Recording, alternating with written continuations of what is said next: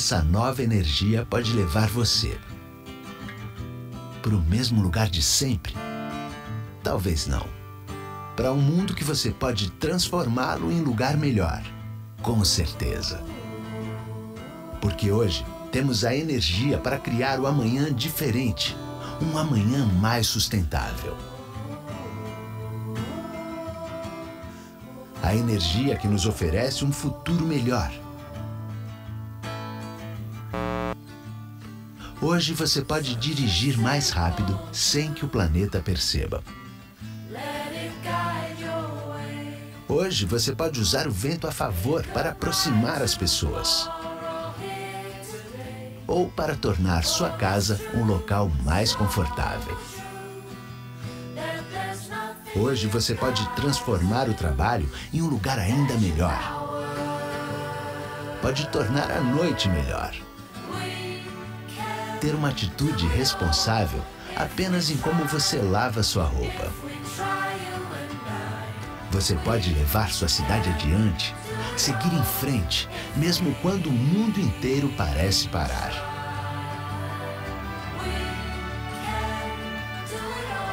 Hoje, você pode proteger as últimas ararinhas azuis. Ou ser aquele que leva a luz para uma comunidade. Hoje você pode investir a sua energia em construir um amanhã melhor.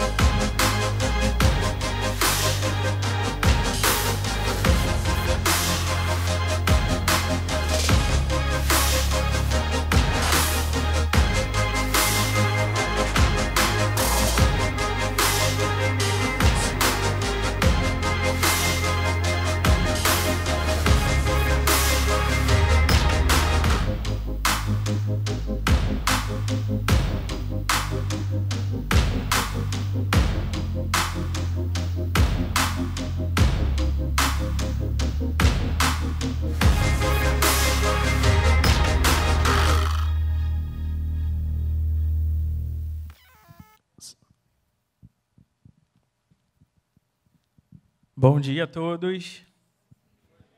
Acho que pode ser mais animado. Bom dia. Bom dia a todos vocês que estão aqui presentes na sala Nelson Pereira dos Santos e a todos vocês também que estão nos assistindo pelo YouTube do IDE Rio. Meu nome é Thiago Brito, eu sou da comunicação da Enel Brasil e eu vou estar com vocês aqui na primeira parte do nosso Summit. Bom, está todo mundo chegando agora e então nada mais justo do que a gente apresentar esse evento para vocês, que foi criado para promover a força da energia criativa do Rio de Janeiro e da moda feita no nosso estado. Então, para isso, eu convido ele, que há 22 anos comanda o maior evento de moda autoral da América Latina, o DFB Festival, em Fortaleza. Vocês precisam conhecer, quem não conhece, esse evento maravilhoso. E, a partir de agora, ele aporta sua jangada aqui no Rio, com a sua criatividade, para dirigir o IDE Rio. Então, eu convido Cláudio Silveira, diretor-geral do IDE Rio.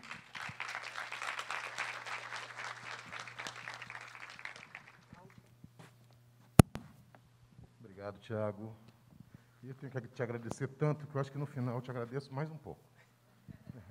Bom dia, gente. Em primeiro lugar, desculpe o pequeno atraso. São coisas que estão fora do alcance.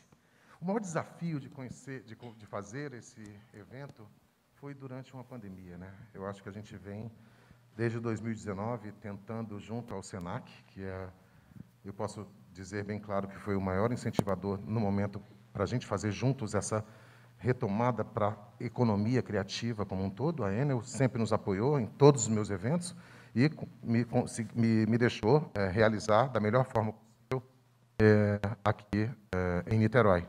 Mas o maior desafio foi passar por uma pandemia, fazer com que as marcas entendessem a necessidade de estarem se apresentando num evento como esse. Incluir, né? A palavra inclusão é muito forte.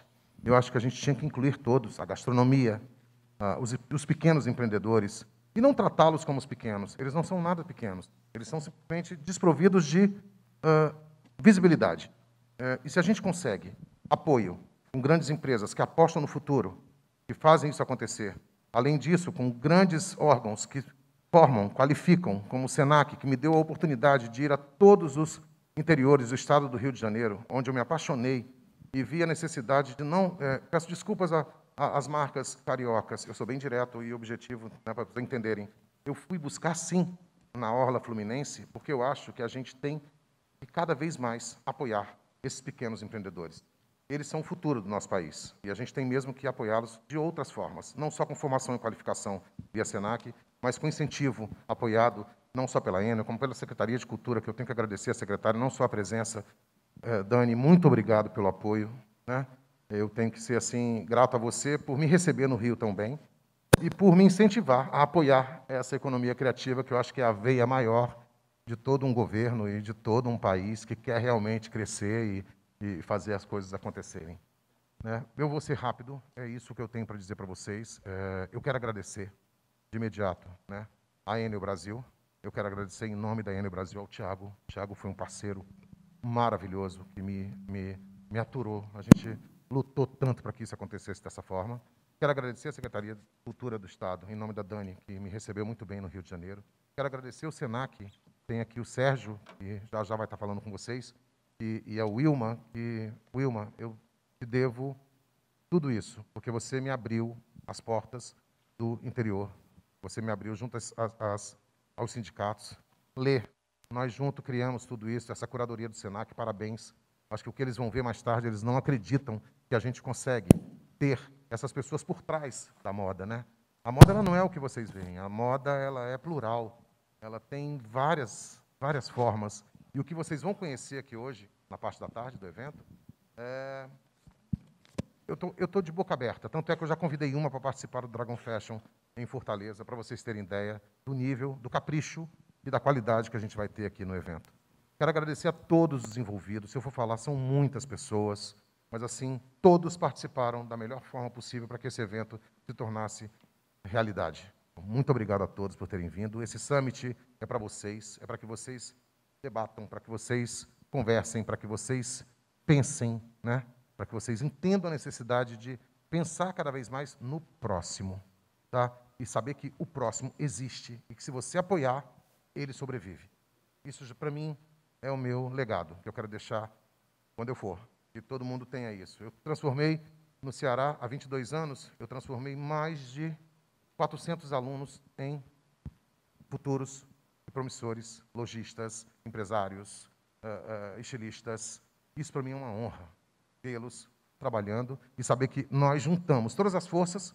E, desde lá, eu já tenho o apoio tanto da Secretaria de Cultura, e no caso o Fabiano, que você conhece, Dani, que é o meu parceiro de lá, SENAC, que é o meu parceiro também de lá, e também a Enel, que foi quem me deu condições de crescer.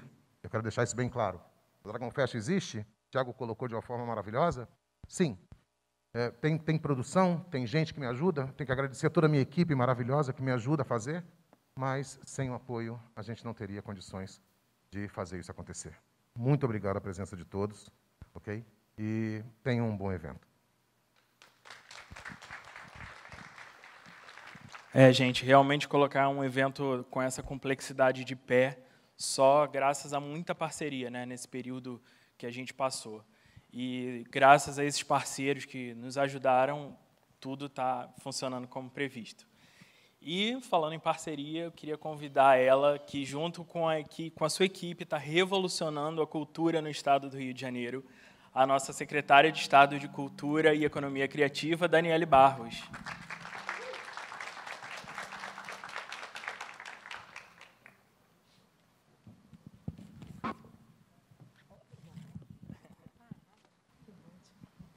Olá, boa tarde, bom dia. Acho que eu já fiz tanta coisa hoje que já estou achando que é tarde. Bom dia, estou muito feliz de estar aqui. Vou cumprimentar todos que estão presentes, que representam a cidade.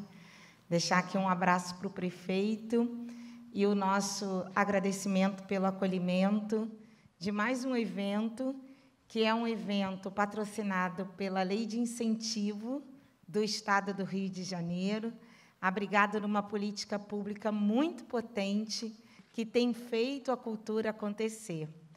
Quero dizer que a gente não faz isso sozinho, e é muito bom não fazer nada sozinho.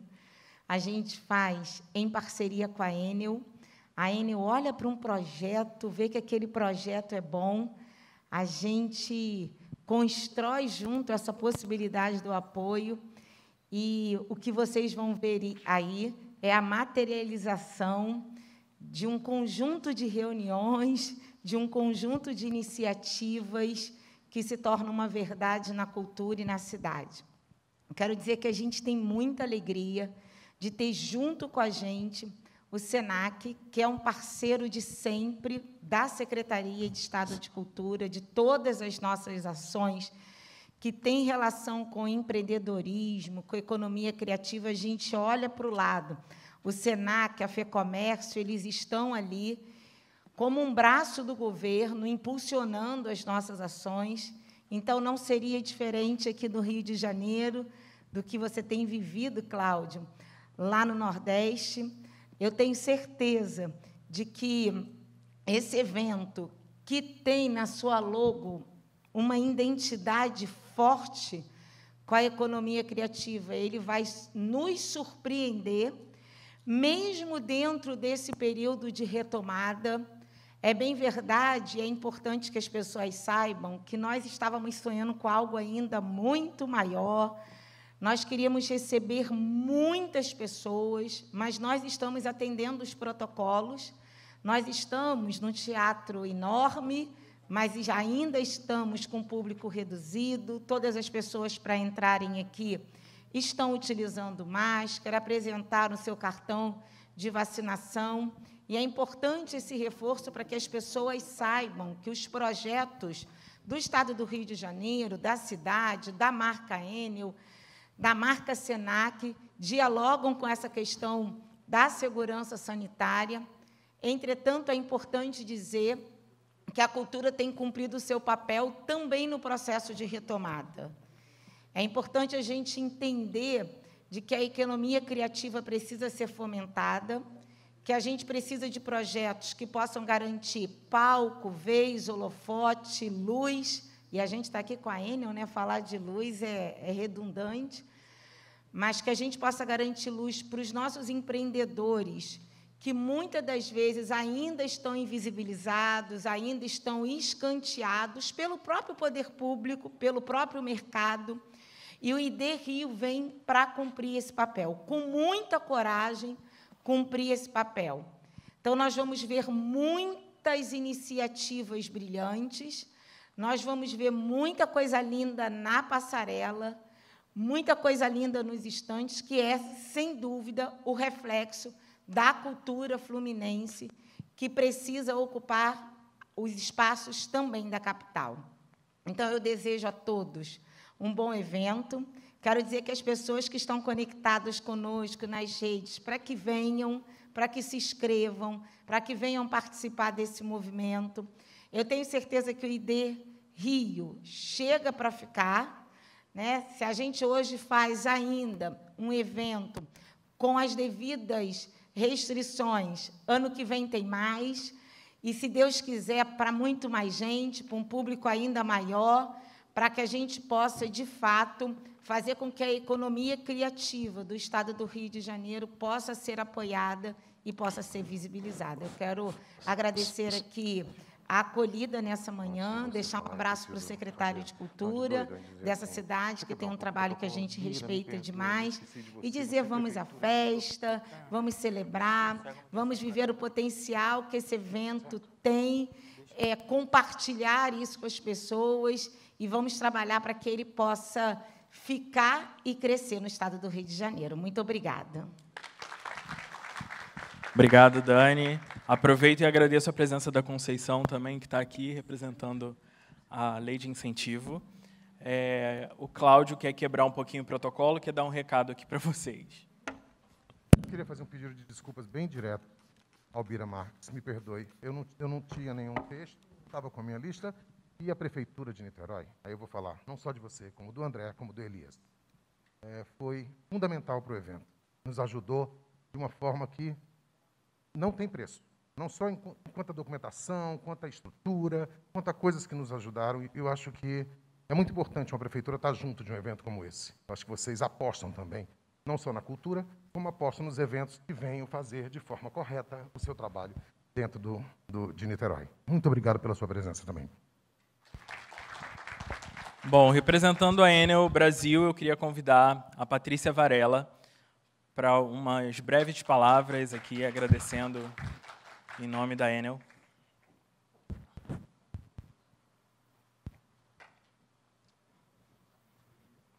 Bom dia, pessoal. Estou muito feliz de estar aqui. Mais um projeto que a gente consegue colocar aí na rua, né? Claro, em parceria sempre com a Secretaria de Cultura do Estado do Rio, que é uma grande parceira nossa. A Enel hoje é uma das principais empresas que realizam projetos de cultura e esporte aqui no Estado do Rio. E nesse momento tão difícil, né, que a gente viveu e ainda está vivendo por conta da pandemia, a gente conseguir retomar todos esses projetos é com muita alegria. O Thiago, da equipe, fica aqui no Rio, então ele consegue também dar esse apoio, esse olhar e nos ajudar a colocar todos esses projetos em pé. Bom, o ID Rio. O que é o ID Rio? O ID Rio foi um sonho, há uns 2 anos, que eu tive com o Cláudio lá no Ceará. Hoje, eu sou carioca, mas hoje eu moro no Ceará, fico lá na coordenação dos eventos lá do Ceará. Eu falei, Cláudio, poxa, seria tão legal a gente conseguir levar um projeto parecido com o Dragão, porque, óbvio, o Dragão é único. Não daria para trazer o Dragão para cá. Mas vamos pensar em um projeto com economia criativa, enfim, a gente pensando nos pequenos, em moda, algo que você saiba fazer muito bem. Lancei esse desafio para ele. E ele conseguiu realizar. Então, hoje a gente está aqui comemorando isso. Eu fico assim bem emocionada mesmo, porque não foi fácil. A gente idealizou esse projeto tem mais ou menos 2 anos, e aí achávamos que não íamos conseguir implantar, e conseguimos, junto com o Senac também, foi um estudo junto com eles, que viajaram aí junto com o Cláudio, para alguns municípios do estado, buscando essas pessoas, olhando, né, todo esse nosso mercado. Então é isso, em nome da Enel, realmente eu agradeço muito essa parceria, Senac, Prefeitura, Governo do Estado, Cláudio Silveira, né, que é quase uma entidade, e avisar vocês, e pedir que vocês curtam muito, enfim, eu acho que vai ser um evento bem bacana, e eu me orgulho muito de trabalhar na Enel e saber que uma empresa pode, sim, transformar a vida das pessoas. Tá? Muito obrigada. Bom, gente, e falando em parceria, para celebrar essa parceria e para dar uma palavra aqui para vocês, eu convido a diretora de Educação do Senac Rio, Wilma Freitas. O Senac tem sido um grande parceiro na correalização desse evento, e a Wilma pode falar um pouquinho melhor. Ainda é bom dia, não é? É um prazer enorme estar aqui, ver concretizar um sonho que começou há 2 anos, andando por todo esse interior de estado, acompanhando o Cláudio aí na curadoria em várias pequenas empresas, e saber que a gente está junto com outros órgãos apoiando, fomentando essa economia. Eu acho que esse projeto nasceu de uma forma conjunta, coletiva. Ele não é um projeto que está só com a Enel, só com a cultura, só com o Senac, só com o Cláudio. É um projeto do Estado do Rio de Janeiro. Ele tem o seu lugar, ele tem o seu espaço, ele era presencial, virou totalmente online, depois veio a forma híbrida, então tudo isso foi costurado. Então, a gente vê esse evento acontecer hoje, realmente é um momento de muita alegria. Muito obrigada, Cláudio, pela sua parceria, Dani, pelo seu sempre acolhimento, e a Patrícia aí, e a toda a equipe da Enel. E eu queria agradecer a minha equipe de moda, que está aqui, a Leana, a Úrsula, que foram assim incansáveis, a Cíntia, que foram incansáveis nesse trabalho. E aos nossos alunos que estão lá atrás e que vão trabalhar aí para brilhantar esse evento. Estamos juntos, vamos em frente, porque o ID Rio já é uma realidade. Obrigada. E a gente também gostaria de ouvir uma palavra do diretor regional do Senac Rio, Sérgio Ribeiro. Por favor, Sérgio.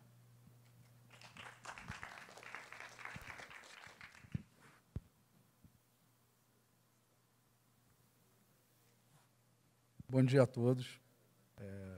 Bom dia a Dani, né, nossa secretária. Encontro com a Dani quase todo dia, né? Todo dia tem um evento. A Prefeitura de Niterói, né, o secretário aqui presente, Cláudio, a Enel, que é esse parceiro aí, forte, brilhante, né, e dizer para vocês o seguinte, quando o Cláudio trouxe isso, eu falei, esse cara é maluco. No meio da pandemia, ele vem com uma ideia dessa, eu falei assim, rapaz, não tá bom da ideia, não. Como é que a gente vai fazer um evento desse no meio de um caos desse, né? Mas ele acreditou o tempo todo e fez a gente acreditar. Isso que é o mais importante. A gente fez que todos nós acreditássemos que podia fazer, que podia ser híbrido, que podia ser online, que podia ser de qualquer forma, mas que podia acontecer. Então, aqui em nome do presidente Queiroz, da FEComércio, do SESC, do SENAC, a gente tem sempre um olhar muito apurado para os pequenos empresários, que são pequenos hoje, amanhã eles são grandes. Né? Ninguém nasce grande. Então, a gente precisa apoiar para que eles fiquem grandes, saudáveis. Né? E o SENAC com a qualificação, né? A Enel com esse apoio que dá, eu acho que todos nós estamos voltados para isso. A economia criativa é uma realidade. Né? É um caminho que a gente tem para retomar a economia do nosso Estado. Então, nós temos todo interesse em estar lado a lado com vocês, né, com os nossos cursos, com a qualificação, com os nossos projetos. Então, espero que o evento seja um sucesso. Espero não, tenho certeza que vai ser, mas que todos desfrutem bastante disso e que muito bom a gente poder estar junto de novo, né, poder estar presencialmente aqui, ainda que com distanciamento, com as regras mais rígidas, mas podermos estar juntos de novo é uma alegria muito grande. Muito obrigado a todos e um ótimo evento. Bom, também não poderíamos deixar de chamar um representante da Secretaria Municipal de Niterói, que está aqui com a gente, o secretário executivo, o senhor Bira Marques, para uma breve palavra aqui para vocês.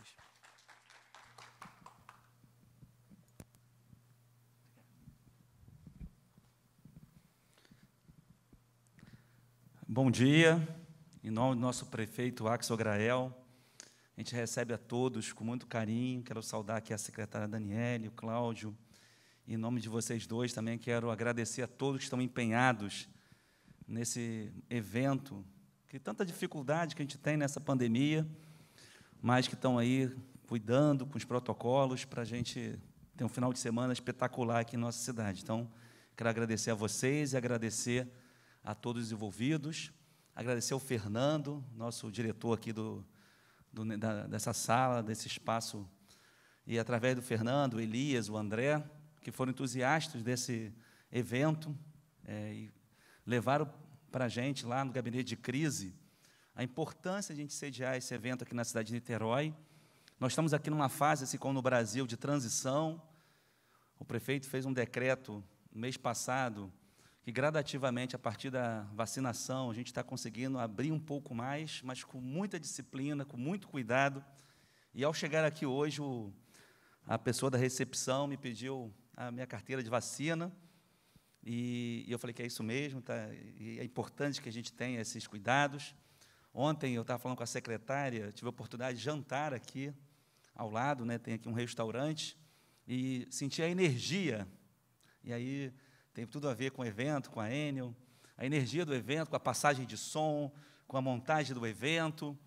E a gente que adora música, adora cultura, acredita na moda, e fica tanto tempo distante desse contato, a gente fica até emocionado, né? Quando a gente escuta aquela música passando, porque tem sido difícil, né? É muito difícil esse momento, e nós latinos adoramos estar perto, abraçar, beijar, agarrar, é da nossa característica, e quando a gente, principalmente aqui no Rio de Janeiro, uma cidade calorosa, né? E quando a gente fica distante tanto tempo disso, porque a pandemia não nos permitiu, a gente começa a voltar a ter essa relação, então, para a gente é muito importante. Por fim, quero dizer que a nossa cidade acredita muito nesse tipo de eventos. A gente aqui tem uma Secretaria de Cultura que tem investimento público muito forte. Essa sala aqui é uma expressão desse momento que nós estamos vivendo na nossa cidade. Essa sala foi feita há pouco tempo pelo nosso ex-prefeito Rodrigo Neves, acreditando que a gente realmente pode ter espaços de cultura fundamental para a gente ter palco para os nossos músicos, para os nossos artistas. E também, nesse momento da retomada, nós lançamos um pacto de retomada da economia, que a cultura também tem um espaço relevante, importante, para levantar o astral da cidade, mas, sobretudo, para gerar recursos, gerar renda. Porque a cultura, além de tudo, o entretenimento, ela também gera empregos. E a gente sabe como é importante, nesse momento, a gente voltar a gerar empregos na nossa cidade. E a nossa prefeitura tem feito também investimentos com os nossos músicos, aqui mesmo vai ser palco nesse mês e mês que vem. Inicialmente seria lives, mas depois a gente viu que dava para começar com os protocolos, trazer também o público, mas também para investir nos músicos da cidade, porque para a gente é fundamental. Então, gente, agradecer a vocês, agradecer por ter escolhido Niterói para fazer esse evento. E eu tenho certeza que essa parceria, que é mais uma parceria, temos parceria com o Senac, Senai. Eu estava agora, inclusive, com o pessoal da Firjan, mais cedo, num evento dos panificadores. Então, tenho certeza absoluta que a gente aqui vai sediar e vai fazer grandes parcerias. Já fizemos e vamos continuar fazendo grandes parcerias em nossa cidade. E a gente conta muito com vocês para que a gente faça aqui na nossa cidade um espaço, como a gente diz sempre, a melhor cidade para viver e ser feliz é a nossa cidade de Niterói. Então, seja bem-vindo, um bom final de semana. Estarei aqui com vocês em vários momentos, podem ter certeza disso. Gente, um abraço e bom dia. Obrigado, secretário. E aproveitando, agradecendo também a equipe da Sala Nelson Pereira dos Santos, representada pelo Fernando. Essa que é, me corrija, Fernando, a maior sala de cinema do estado do Rio, não é isso? Então, orgulho para Niterói aqui, a Sala Nelson Pereira dos Santos. E agora vamos seguir para o nosso conteúdo com um pouquinho de atraso, mas vai valer a pena, para nos ajudar a organizar os pensamentos e compreender melhor, né, as questões relacionadas às estratégias digitais. Eu gostaria de convidar a nossa primeira mediadora do primeiro painel, que faz parte do coletivo Somos Empreendedoras, que também está nos ajudando bastante aqui nesse evento, e tem na bagagem o diálogo com os mais diversos setores da sociedade, sempre tendo a mulher como foco dos negócios. Por favor, Keila Moraes. Obrigada, Tiago. Que honra estar aqui com vocês. É uma alegria conduzir essa roda de conversa com empresários que eu tenho certeza que vai impactar a vida de vocês. Amanhã mesmo, algumas ações vocês... Amanhã não, né? Amanhã é sábado. Segunda-feira, vocês vão conseguir implementar algumas ações nos negócios de vocês. Então, para compor essa roda, eu gostaria de convidar ao palco do ID Moda Summit, a sócia fundadora da Lavi Sport, uma das marcas incríveis que integram nossa programação de fashion filmes exclusivos, que terão estreia hoje à noite. Ela é design, com MBA em marketing e é apaixonada por esportes. Dessa paixão, em 2021, nasceu a Lavi Sport, que já tem a distribuição para todo o Brasil. Por favor, recebam Fernanda Galindo.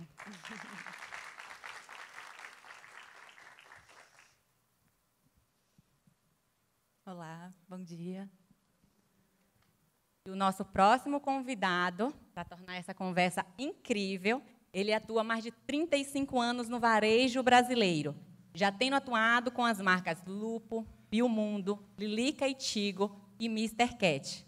Ele é mestre com MBA em Marketing pela FGV e é formado em Publicidade e Propaganda pela Faixa.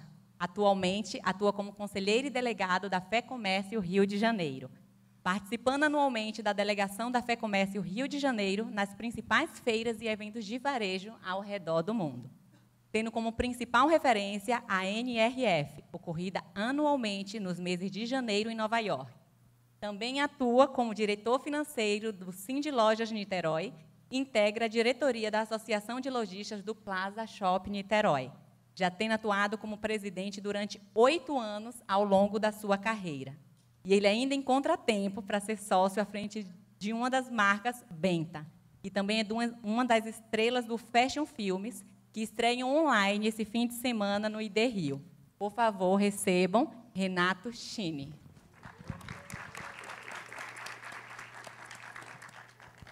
Será ou não poderosa essa roda de conversa? Eu estava nos bastidores com eles, conversamos bastante. Eu estou assim encantada com a história deles, né? Nós temos aqui o Renato, ele é sócio da Benta, uma loja exclusivamente feminina.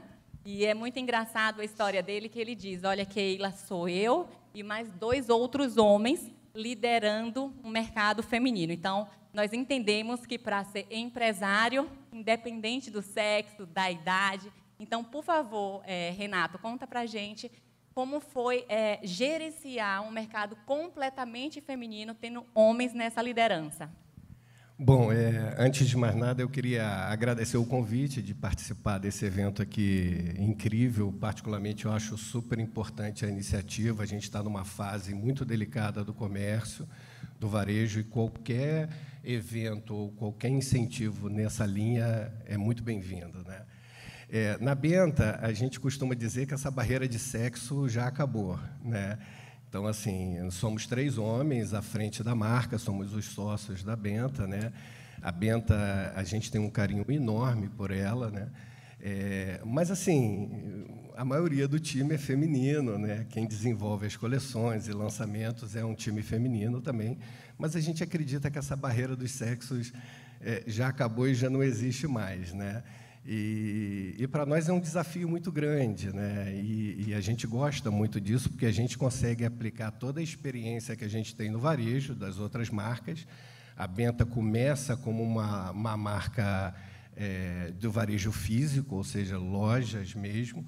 Na pandemia, teve que se readequar, e já tínhamos um comércio virtual, mas a gente precisou incrementar esse comércio virtual e para poder também passar um pouco por esse período turbulento que eu acho que todos passaram e ainda estão passando ainda, né? Incrível. E aí a gente está falando de posicionamento estratégico digital. Será que os negócios conseguem sobreviver ainda se mantendo no físico, não tendo uma presença constante no digital? A Fernanda, ela é expert nisso, o negócio dela começou de maneira online. Eu amo esse tema de posicionamento estratégico, porque foi ele que me trouxe, né, profissionalmente falando, no local que estou. Vocês já perceberam aqui meu sotaque, não sou carioca, sou baiana, e hoje eu sou uma das gestoras do grupo Somos Empreendedoras, a partir de um posicionamento estratégico muito bem alinhado. E eu incorporei isso no digital. Então, eu, Keila, sem sombra de dúvidas, acredito da importância do posicionamento estratégico. E queríamos conhecer, Fernanda, um pouco desse posicionamento estratégico digital da Lavi, se realmente é o foco que os empresários devem ter. Conta um pouquinho para a gente, por favor. Legal, quero agradecer também pelo convite. A Lavi nasceu como uma empresa digital baseada numa necessidade real vivenciada na corrida. A gente cria e desenvolve roupas para mulheres corredoras, pensando em trazer conforto, funcionalidade, peças com bolso, pensadas realmente para atender às necessidades que as mulheres têm na corrida, de uma roupa que não vai ficar incomodando, não vai ficar enrolando. E eu acho que é interessante porque a gente nasceu a partir de uma necessidade real. Então, as sócias, eu estou aqui representando a Lavi, eu tenho 2 sócias, que são a Roberta e a Mariana, e a gente sentia essa necessidade e começou a desenvolver as roupas a partir disso. Então, somos focadas nesse nicho de mulheres corredoras, e o digital é muito interessante para trabalhar com nicho, que é o caso da Lavi. Então, a gente trabalha bastante com o digital, a gente é muito próxima das nossas clientes, a gente faz isso tanto através do site, através do relacionamento por e-mail e das redes sociais. O Instagram é uma ferramenta muito interessante para trazer esse trabalho digital. E na conversa com a Fernanda, o que me chamou muita atenção é porque ainda, infelizmente, muitos empreendedores acreditam que nichar é um limitador para o negócio, e, na verdade, é uma grande oportunidade. Ela poderia oferecer, e ela oferece, claro, para quem quiser comprar a roupa para atividade física, mas o foco é para corredoras. Não é isso, Fernanda? E aí, quando você fez esse investimento, é claro que você pensou, por que não atender todas as mulheres e eu me comunicar exclusivamente com corredoras? Conta um pouquinho para a gente os resultados que trouxe, né? Porque, no geral, querem abraçar todo mundo e se torna só mais um no mercado.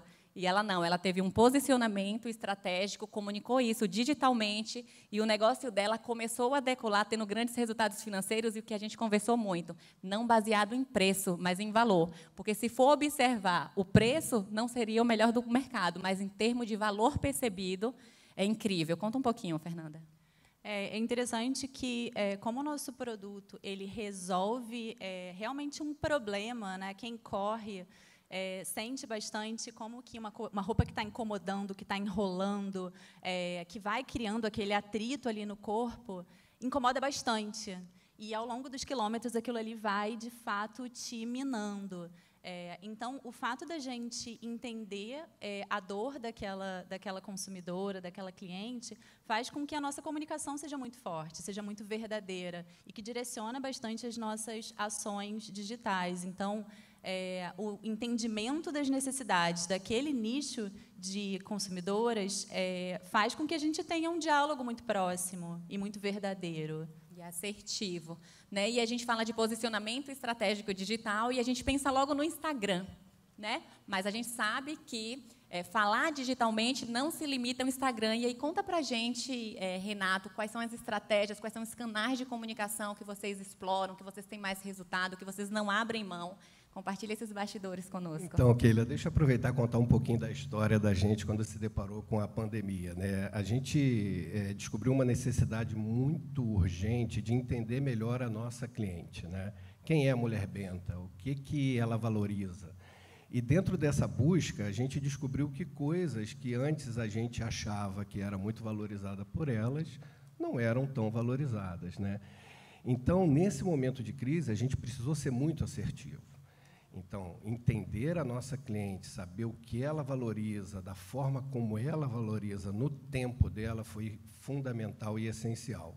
E aí a gente traz também um pouco uma tendência internacional, que a gente já vê das feiras de varejo internacionais, né, que é a mistura dos canais. Tanto a experiência de comprar numa loja física, num padrão arquitetônico bonito, despojado, que ela se identifique, com um atendimento encantador, diferenciado, mas também, se ela quiser, dentro da loja, finalizar a compra dela no virtual, ela pode.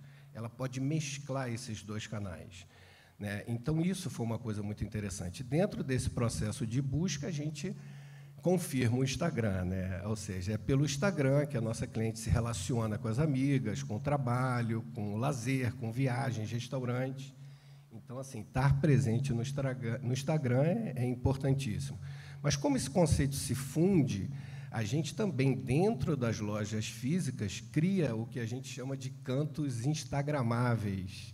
Muito interessante. Ou seja, a gente tenta estimular ao máximo que a cliente desenvolva a experiência de tirar uma foto, se ela gostar do look, é claro, postar e fazer um check-in na nossa loja. A gente chega num ponto até de pensar em treinar a nossa equipe de venda, e já fazemos isso também, com cursos de fotografia. Ou seja, às vezes um ângulo, um clique diferenciado dá toda uma roupagem um pouco diferente nesse sentido. Então, a gente sempre estimula os dois canais. O que a gente quer é que a cliente se relacione com a marca da forma que ela quiser, no tempo que ela quiser, e na frequência que ela achar interessante e necessário, sempre respeitando a individualidade dela. Sensacional. E aí a gente fala de Instagram, fala de WhatsApp, né? São canais de comunicação. E aí, nas últimas semanas, nós tivemos um bug. Ficamos sem Instagram, sem Facebook. E aí, como vender? Se a gente depende dessas ferramentas, como a Lavi se posicionou diante desse cenário? Nesse cenário teve uma fala muito interessante, né, que é: não construa seu castelo no terreno de outra pessoa. E isso, para a Lavi, sempre foi muito forte. A gente usa o Instagram como uma mídia de conversa muito grande com as nossas clientes. A gente tem, inclusive, cases de produtos que nasceram através dessa conversa, ouvindo as necessidades que vinham para a gente das clientes através das redes sociais. Mas a gente tenta pensar com a cabeça do cliente e tentando entender em qual momento que ela está ali dentro do processo de compra. O Instagram é um dos pontos de contato, mas ele não é o único, né? A gente tem o nosso site, então a gente não depende do Instagram para fazer vendas, né? A gente tem ali uma marcação de produtos dentro do Instagram, mas é que direciona para o site. E a gente tem toda a nossa rede de clientes que são cadastradas. A gente trabalha com e-mail marketing, também pensando, como o Renato falou, com a cabeça do cliente, qual é o tipo de comunicação que é mais interessante para aquela cliente receber, se ela é só uma visitante do site, se ela está ali lendo um conteúdo no blog, lendo uma história inspiradora, de repente ela não está interessada, de fato, num produto. E aí eu trabalho com a comunicação no e-mail marketing pensando em qual momento de compra que ela está ali naquela situação. E o fato do Instagram ter ficado fora, né, ter caído, impacta bastante no engajamento. O Instagram já tem essa questão, né, de entregar cada vez menos os posts, o conteúdo, mas, quando ele não é a única mídia de contato, a gente não fica totalmente dependente dele. Então, a gente sente, sim, que aquele post não foi entregue, né, que não teve um acesso tão grande naquele momento, mas a gente não deixa de vender, não deixa de se comunicar com os nossos clientes, porque o Instagram caiu. Excelente. E aí eu queria saber de vocês dois, né? A gente sabe que temos grandes empresas atuando no mercado online, né? Nós estamos aqui num evento de moda, a gente conhece a Farfetch, por exemplo, que tem marcas do mundo inteiro e com entrega, com a logística super rápida, mas os micro e pequenos empresários, eles precisam sobreviver, né, nesse mercado. E aí, como fazer, Renato, que uma micro e pequena empresa seja competitiva, se mantenha saudável diante dessa concorrência? Então, Keila, assim, eu não sei se eu tenho essa resposta já final para te dar. A gente ainda está aprendendo muito com todo esse processo. Dentro da empresa, tem uma expressão que eu falo muito, que é assim, sentar no caixa, né? Ou seja, cada centavo que sai para qualquer fim, pagamento de fornecedor, energia, custo de ocupação, a gente se faz a seguinte pergunta: será que eu poderia estar adquirindo esse mesmo produto ou serviço tão importante para a minha cadeia produtiva de forma mais barata, sem abrir mão da minha qualidade? E engraçado que a gente descobriu que assim, mais da metade dessas perguntas eram sim, e a gente conclui que a gente trabalhava com uma gordura excessiva também, tá? E mais do que isso, fez desenvolver na gente um processo criativo muito interessante, né? Ou seja, a gente hoje está vivendo uma inflação muito alta e a gente tenta não repassar ou repassar o mínimo possível desses reajustes para os nossos clientes, mas nem sempre dá. Mas aí, dentro desse processo criativo, a gente começa a se perguntar: se eu comprar matéria-prima junto com o meu concorrente, e se eu criar outras alternativas de baixar esse custo sem prejudicar a minha qualidade? Então, esse foi um exercício muito interessante que a gente fez e eu, particularmente, atribuo esse exercício ao fato da gente não ter fechado nenhuma loja física, muito pelo contrário, ter até incrementado a nossa loja virtual, que hoje já opera independente, com uma logística independente e tudo mais. Assim, eu acho que a preocupação com o financeiro em épocas de crise foi muito importante e fundamental. E você, Fernanda, qual é a visão para manter a empresa sustentável diante dessa concorrência? Bem, eu acho que um grande valor que as pequenas empresas têm é a proximidade. No caso da Lavi, esse é um ponto muito, muito importante. A gente escolheu estar muito próxima das nossas clientes e a gente trabalha isso de diversas formas na empresa, tanto personalizando mesmo a comunicação. Nós, sócios, estamos presentes nas cartinhas que a gente manda junto com os pedidos, a gente está presente nas redes sociais, a gente comenta, a gente interage, a gente está escutando as clientes. A gente optou também por ter um atendimento humano. Não temos robôs atendendo, nem respondendo comentário de rede social e nem nos atendimentos de chat. Então, são pessoas, né? A gente tem, inclusive, a foto da Larissa, que faz o atendimento no site, e as clientes se sentem muito próximas, de fato, tendo o seu problema resolvido de uma forma rápida, assertiva, E isso eu acho que é um grande trunfo das empresas pequenas frente às grandes. Além disso, também a questão da agilidade, né? Até falando sobre a experiência que a gente viveu na pandemia, que realmente tirou todo mundo do eixo, né? Fez todas as empresas repensarem, experimentarem novas soluções. A gente pôde parar um pouco e olhar com a cabeça da nossa cliente, entendendo que era um momento super delicado que estava acontecendo e ter a agilidade para implementar ações que pudessem ajudar essa pessoa que está em casa, que não ia poder sair para correr, que para a nossa consumidora, né, para a nossa cliente. A corrida é uma válvula de escape, né? Uma pessoa que gosta de estar ao ar livre e ela não estava podendo sair de casa. Então, a gente conseguiu implementar aulas online pelo Instagram e perceber que o fato da pessoa poder se vestir aquela roupa bonita, que ela se sente bem para praticar o esporte, né? A roupa dela vir e fazer uma aula online estava fazendo um bem enorme para aquela pessoa. Então, essa questão da proximidade, que permite também uma escuta ativa, uma assertividade na solução das necessidades daquela consumidora, é um ponto que eu considero bem favorável para as pequenas empresas. E aí, quando a gente fala de posicionamento estratégico digital, eu quero trazer mais uma vez o Instagram. Porque, apesar de não ser o único canal de comunicação, e não deve ser, tivemos a experiência, é fundamental ter essa presença no Instagram. Mas ter um perfil no Instagram não significa que você vai ter resultado. Muitos empresários colocam posts aleatórios, um erro super comum, porque tem que ter intenção. E o objetivo não é simplesmente vender. Falando rapidamente de uma jornada, né, de marketing, a gente diz, você conecta, se relaciona e aí você vende. Então, todos os posts eles precisam ser estrategicamente pensados. E aí, quando você olha, Fernanda, quando você olha, Renato, para o Instagram de vocês, qual é o grande diferencial? Quais são os melhores resultados através das postagens que vocês fazem? Como as pessoas percebem essa humanização? Porque a gente está falando de uma distância, é algo eletrônico, mas ele tem que se sentir próximo. Nossa, eu sou best friend da Fernanda. É assim que tem que se sentir quando a gente fala em humanização, porque a gente ouve muitos termos, diferenciação, humanização, mas como é isso na prática? Conta para a gente como é que vocês fazem isso no Instagram das marcas de vocês. Tá, legal.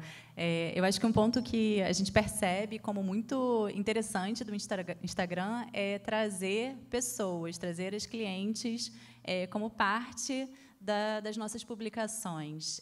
E quanto mais natural é o post, é o conteúdo, quanto mais verdadeiro, maior é o engajamento.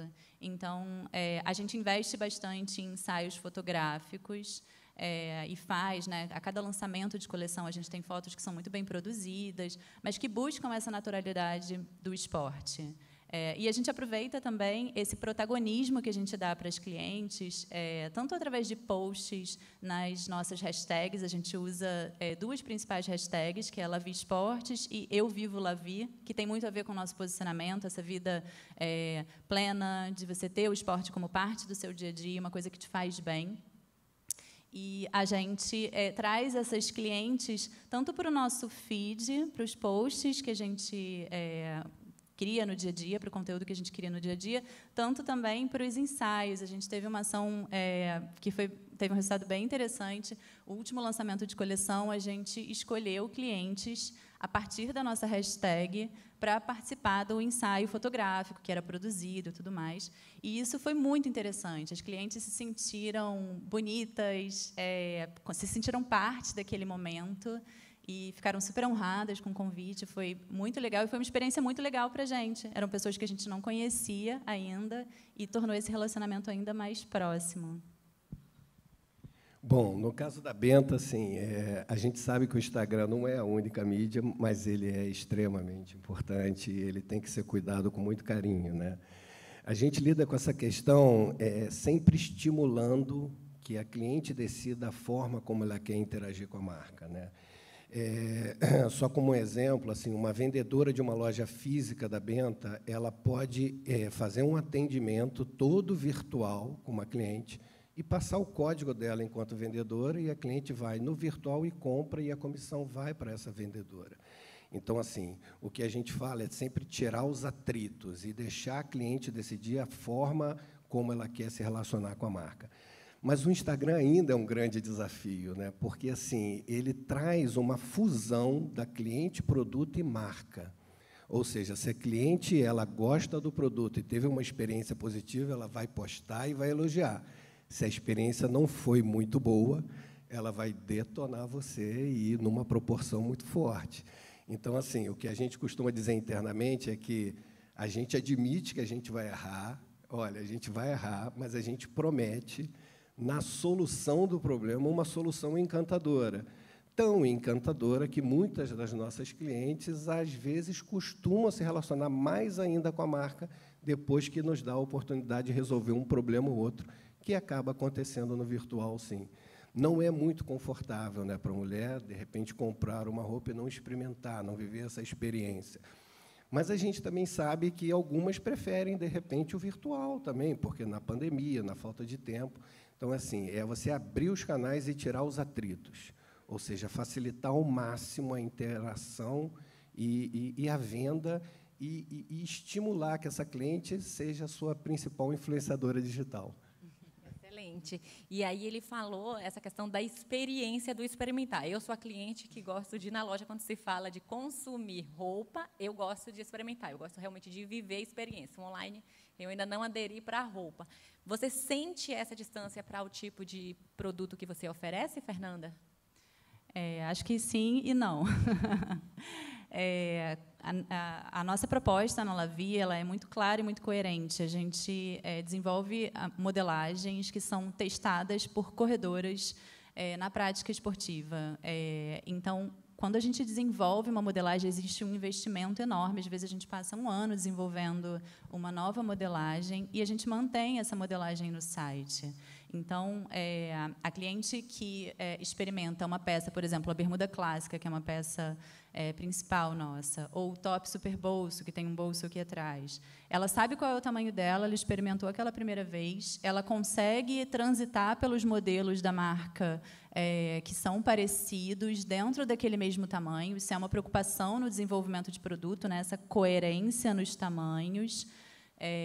E ela consegue comprar de novo aquele modelo. Então, a cada lançamento de coleção, a gente desenvolve novas cores, a gente traz também novas modelagens, mas a gente também mantém as modelagens que já são assertivas, que aquela cliente já conhece. E eu acho que isso vem da característica do nosso nicho. Uma mulher que corre e que encontra um modelo que é ideal para ela, que não incomoda, que não fica caindo, não fica enrolando, que tem o bolso do jeito que ela gosta, ela vai querer ter várias peças daquela mesma modelagem. Então, isso para o online é um ponto positivo, mas, ao mesmo tempo, a experiência do físico, do tocar, ela é muito forte. Então, a gente tenta levar isso para o digital, tanto com toda a clareza na descrição dos produtos, na descrição dos tamanhos, com tabela de medidas, com foto da frente, das costas de cada peça, descrição dos tecidos, vídeo. A gente começou a trabalhar agora com vídeo no site, onde a pessoa consegue ver um pouco melhor como que aquele produto veste, ter toda essa sensação de tocar o produto através do digital. E outro ponto, né, que o físico ele é muito forte, a gente participa também de eventos de corrida, e, nesse momento, a gente percebe que tem muitas pessoas que gostam de tocar realmente, de experimentar, e, a partir dali, passam a comprar online também. Então, ter toda essa coerência na comunicação do digital, acho que é um ponto bem importante. E os canais trabalham juntos, né? O que o Renato falou, assim, ter a experiência presencial também é muito interessante e ajuda muito também no digital. E aí o Renato tem a rotina de um negócio físico e uma rotina de um negócio online. Qual o desafio de gerenciar reclamações, insatisfações dos clientes online, já que existe essa distância? Como é que vocês fazem esse gerenciamento de crise? Então, assim, eu vou te confessar aí um segredo. Assim, o online repercute muito mais rápido, né? Então, assim, lá na empresa, qualquer tipo de oportunidade de melhoria que a gente chama aí para resolver um problema, se ele vem pelo virtual, a gente tem que parar tudo e dar uma prioridade zero para ali. E a gente enxerga aquilo também como uma oportunidade incrível de você prestar um atendimento encantador e tentar entender essa cliente, né? Ou seja, qual é o nível de insatisfação dela e por que esse nível de insatisfação. Mas isso é uma coisa muito subjetiva, né? A experiência de compra, a gente observa que ainda é muito valorizada, o relacionamento, né? O falar com alguém. Se for alguém conhecido, mais ainda. O que a gente tenta é sempre tirar o medo dessa cliente de consumir no virtual. Ou seja, se ela se sente segura, se ela tem já uma vendedora que atende ela, que dá total garantia que, se não ficar bom, a gente vai trocar, vai dar um jeito, vai resolver, ela se lança muito mais, ela consome mais. Então, ao invés dela comprar, às vezes, um look, ela compra 2 ou 3, e que pode triplicar a sua venda.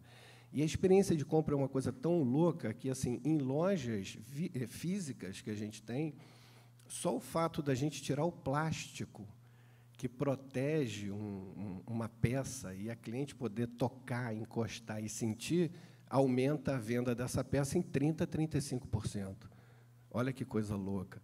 Então, o que a gente fica lidando é assim, o quanto vai aumentar a minha venda se eu adotar uma determinada estratégia ou se eu conseguir aproximar mais esses dois canais.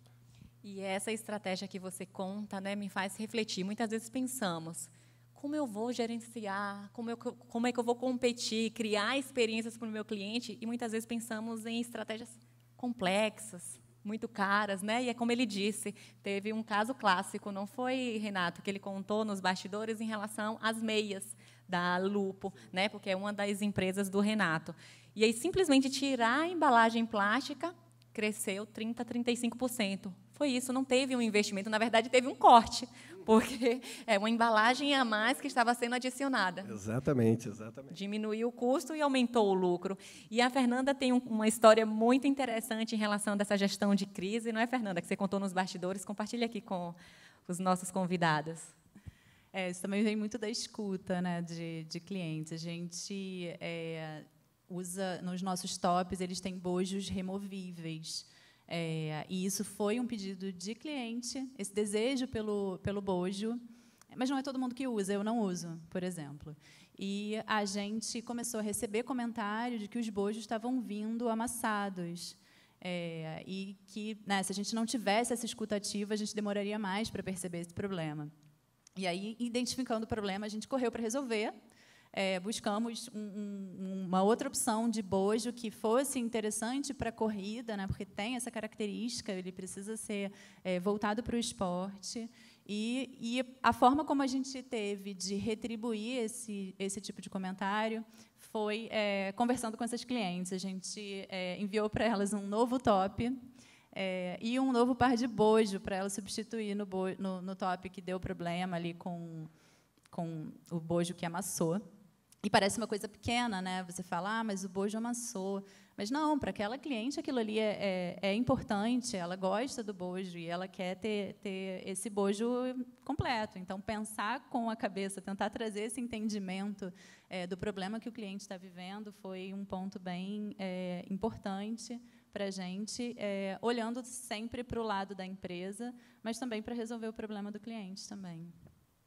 É incrível. E aí a gente diz, vamos desenvolver uma estratégia para destacar o nosso negócio, para ele se tornar referência. Tudo parte de uma proposta de valor. Como surgiu a proposta de valor da Benta? Conta qual é a proposta de valor e os resultados que você tem a partir disso. Então, a Benta surgiu de um desejo que a gente já vinha escutando há muito tempo, que, assim, a mulher Benta ela não precisa pagar mais caro para se vestir bem.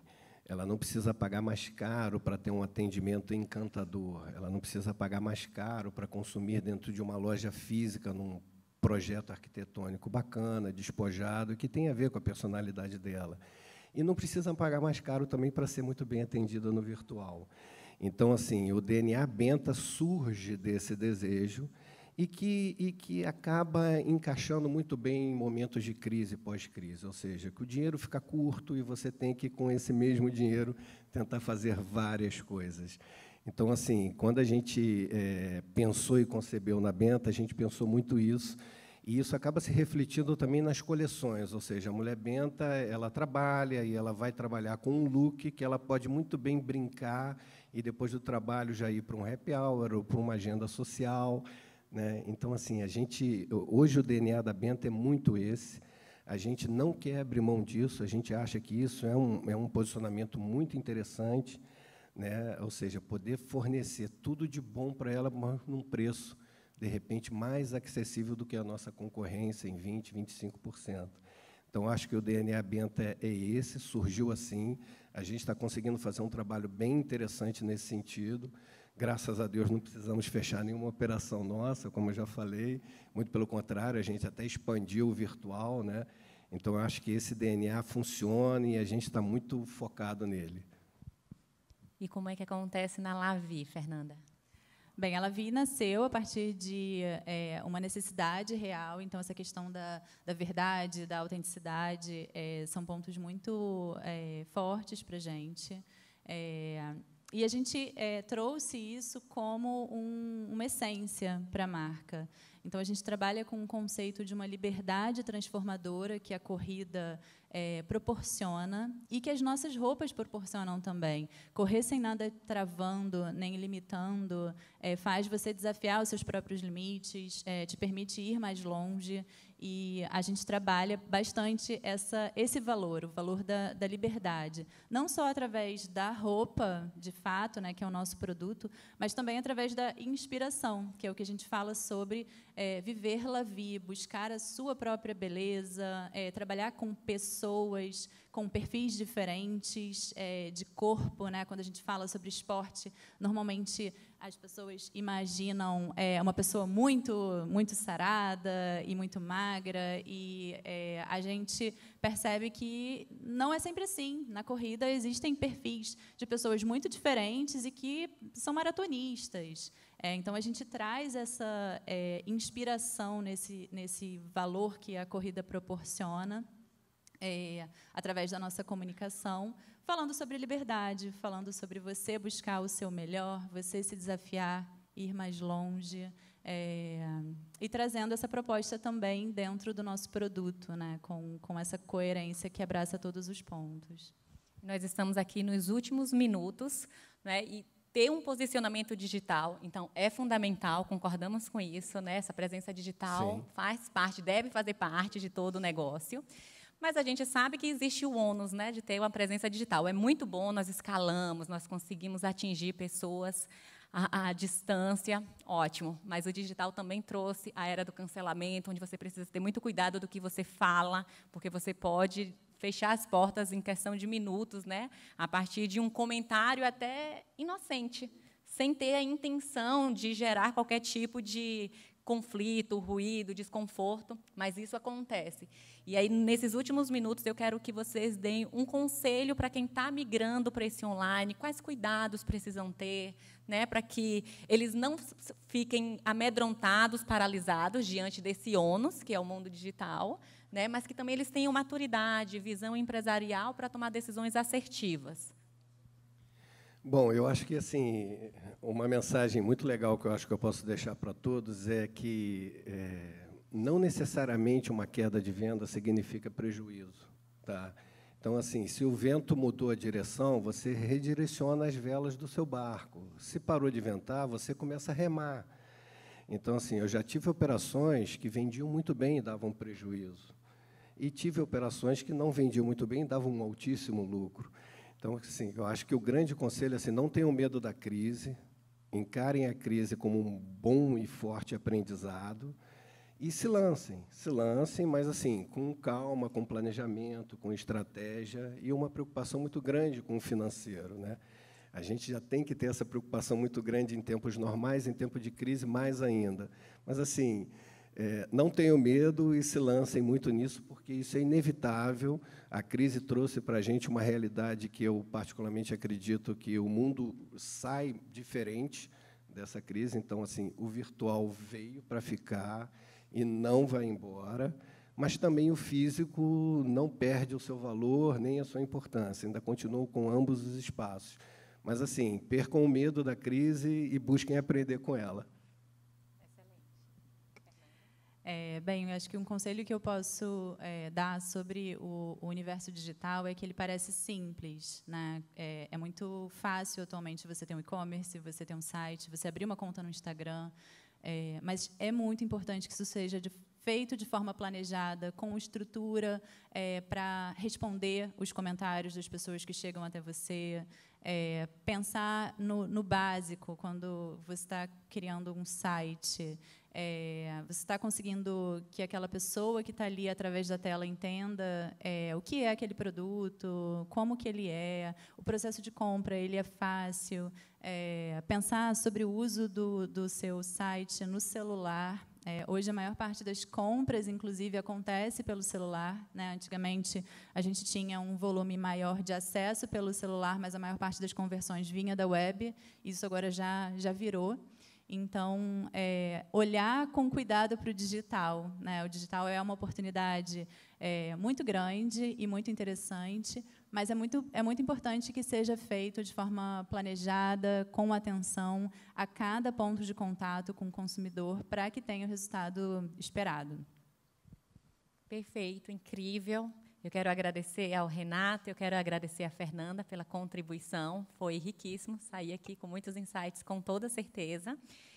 E, dando prosseguimento à manhã de pensamento e estratégia do ID Rio Moda Summit, eu convido também ela, que é expert em gestão e avaliação de projetos de investimentos sociais e sustentabilidade, a especialista em ESG, Tayana Jung.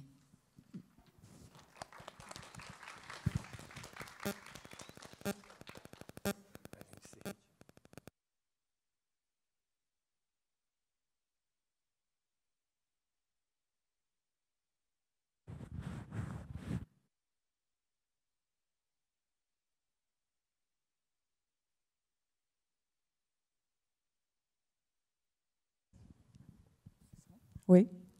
Um bom dia, meio boa tarde aqui para a gente, né? Mas sejam todos e todas bem-vindas. É um prazer estar nesse palco, nesse evento, aqui em Niterói. Eu me lembro que, em 2002, eu já escrevia que Niterói está na moda, Niterói continua na moda. E vamos, então, dar início aqui à nossa conversa, esse diálogo que eu vou ter o prazer de convidar duas pessoas super interessantes para conversar com a gente. A gente está saindo agora das estratégias digitais e vamos avançar para um aspecto que é fundamental para compreender as relações entre moda, criação e mercado. No mundo que a gente está vivendo hoje, tanto os profissionais do segmento quanto consumidores estão se posicionando, estão buscando novos produtos, estão buscando empresas que sejam conscientes, que tenham respeito não só ao consumidor, mas ao meio ambiente, né? E todas as relações que estão envolvidas nisso. Então, essa inquietação da população, do consumidor, vem mudando, né, drasticamente as indústrias e as empresas e a forma de produção. E é justamente sobre isso que a gente vai conversar aqui.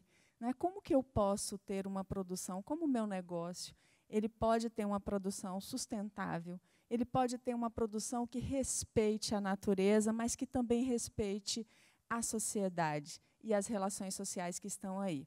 Então, para fazer essa conversa acontecer, eu vou convidar a Marisa Nascimento. Marisa, ela é da Enel e ela é coordenadora de projetos sociais. Ela tem uma experiência super bacana, porque ela vem da produção, ela trabalha com direitos humanos e ela vai fazer assim essa integração de fala que é muito importante. Seja muito bem-vinda. Obrigada, Tayana. Obrigada, pessoal. Bom dia.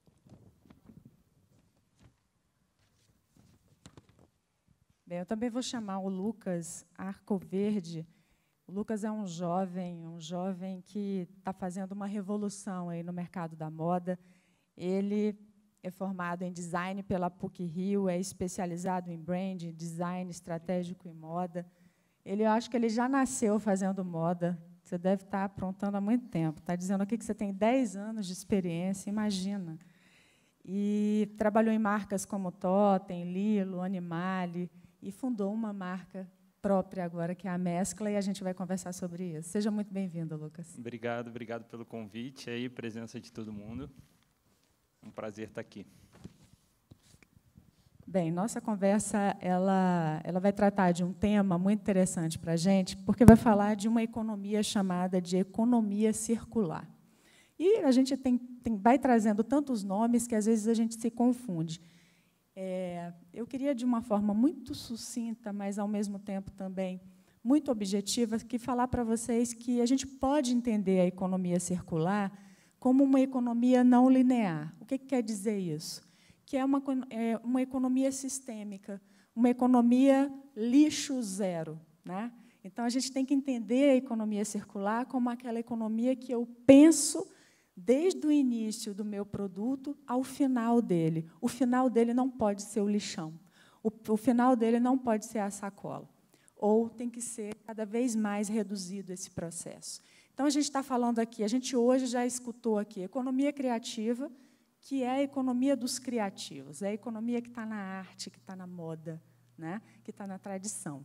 E aí, agora, a gente chega aqui e fala de economia circular, que é essa economia que trabalha com um novo modelo. A nossa sociedade, ela precisa, ela pede, ela grita por esse novo modelo de produção. Só para vocês terem uma ideia, alguns exemplos aí para a gente, né, começar a escutar os nossos convidados. Você tem empresas como a Levi's, que, por exemplo, se você devolve a sua calça jeans, você vai ter 20% de desconto na nova calça. É uma estratégia para que ele utilize aquela calça, por exemplo, na construção civil.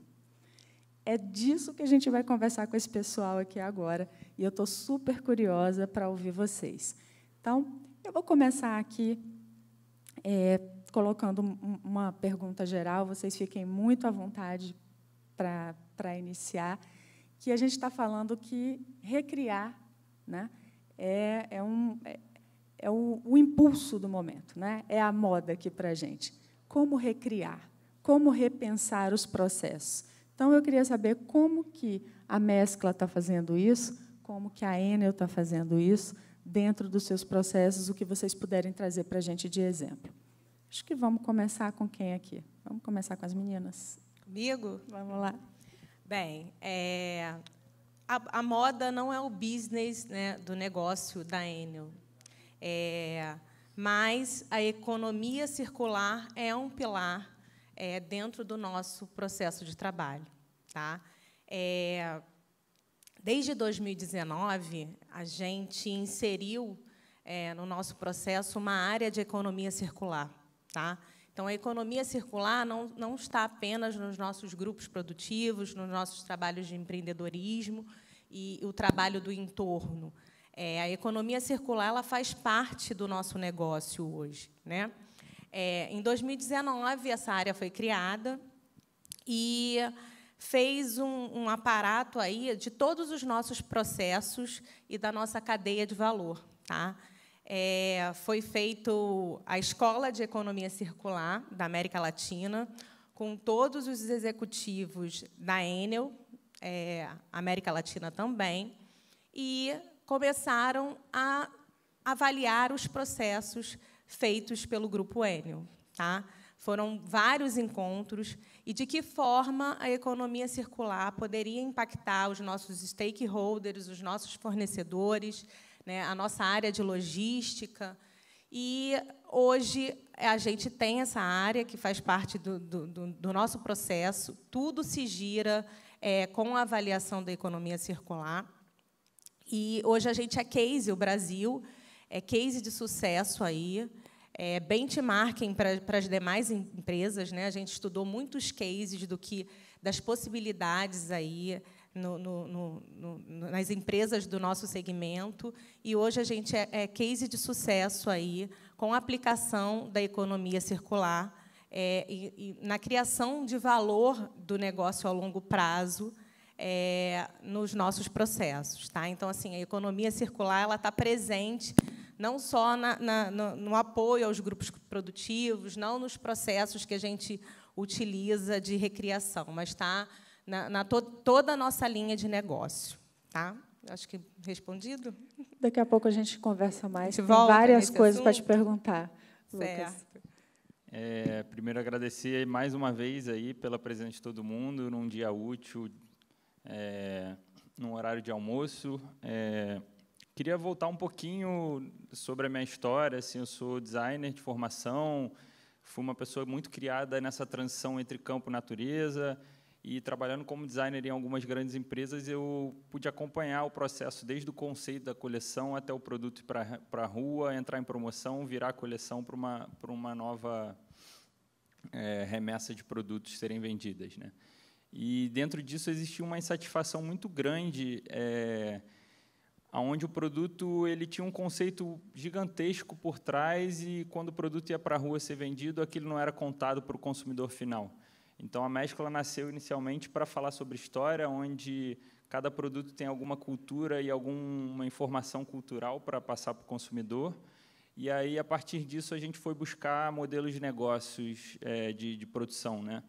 E nessa busca, que durou aproximadamente 1 ano, é que eu fui ver, dentro do pouco dinheiro de investimento inicial que a gente tinha, quantas pessoas eram beneficiadas pelaquela produção e a quantidade de resíduos que eram usados.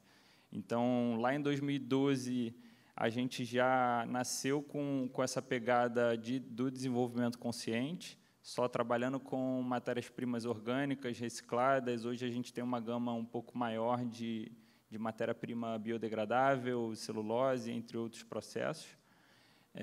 E sempre pensando na base da cadeia e de onde vem todo esse insumo que a gente está gerando para desenvolver cada peça, né? Acho que esse é um resumo, assim, como eu falei pouco tempo, acho que talvez para ilustrar um pouco mais o que é a marca, se der para mostrar o vídeo, eu tinha sugerido botar sem áudio só para ilustrar o que eu estava falando, mas se der para botar com áudio, é possível? Obrigado. E aí esse vídeo vai vir, você vai mostrar para a gente como que é essa produção, seria isso? Para o pessoal já ir entendendo. É um pouco do conceito de de como são as peças, que tipo de matéria-prima a gente trabalha, quem que a gente está valorizando por trás de toda a produção, que às vezes chega na ponta no consumidor final, ele não tem ideia, né, da quantidade de pessoas e insumos envolvidos nesse processo, né? E histórias também, né? Principalmente, Total. né? Vamos então. Olha, eu adoro quando o programa de televisão fala assim, solta o vídeo, vamos lá. Aquela foto que passou era uma das nossas fábricas de estamparia. Tem áudio? Solta o vídeo com áudio, com tudo, pode botar. Pode ir indo, não precisa... Até urbano do Rio de Janeiro. Dados demonstram que a indústria de algodão está entre as 5 mais poluentes no mundo por causa dos agrotóxicos usados para atender a demanda. O principal mercado é o mercado da moda. A minha preocupação está tanto no lado social quanto no lado ambiental.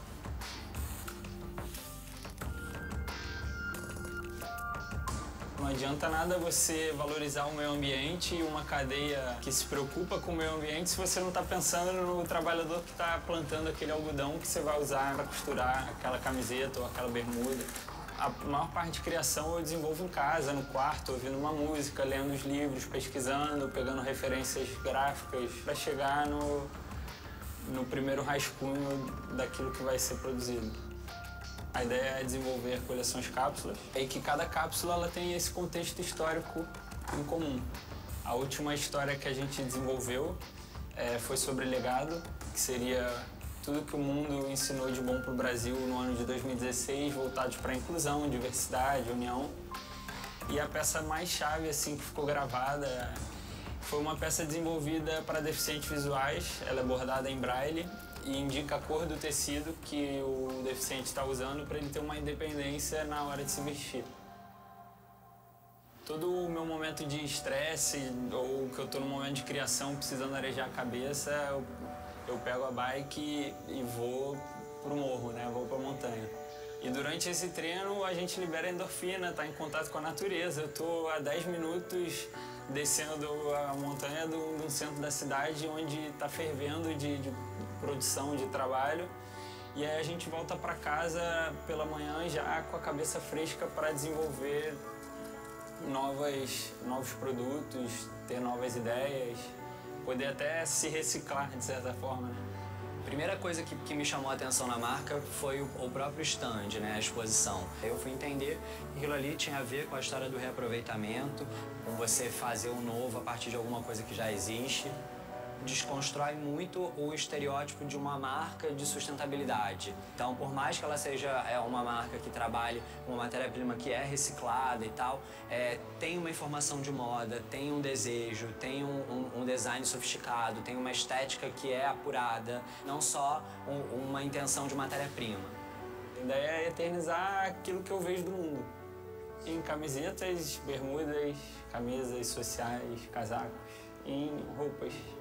No desenvolvimento consciente, de forma ética, de forma justa e fortalecendo uma cadeia local e, ao mesmo tempo, fazendo aquilo que você gosta da melhor forma possível.